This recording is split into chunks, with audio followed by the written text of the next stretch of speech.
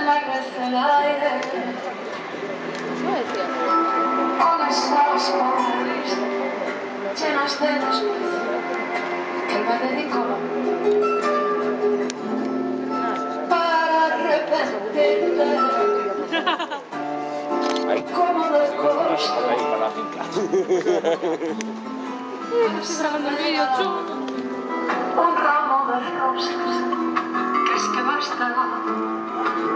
Sonrisas para esconderme.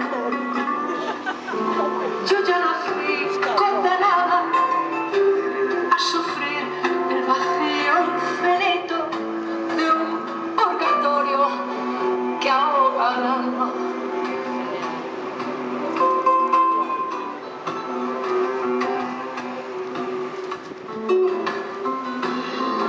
¿No te has dado cuenta que son otros tiempos? Sigues intentando que yo sea un juguete de tu voluntad. Qué fácil pasaste de héroe a canalla. Nuestra historia ha sido un cuento de hadas sin final feliz. Sonrisas para esconderme.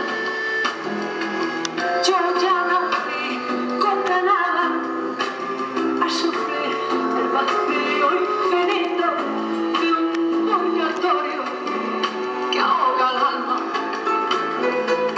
Te dejo el ramo de rosas, ya entenderás mis razones, mientras yo te contemplo serena desde la altura de mis tacones.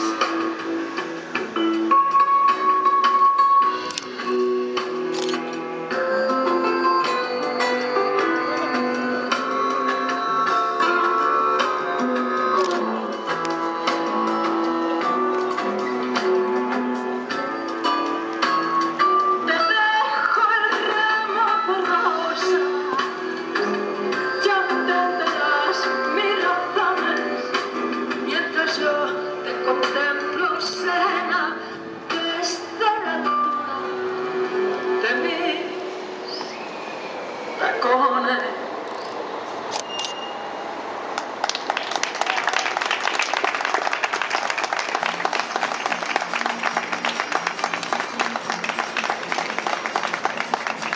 Un aplauso muy fuerte.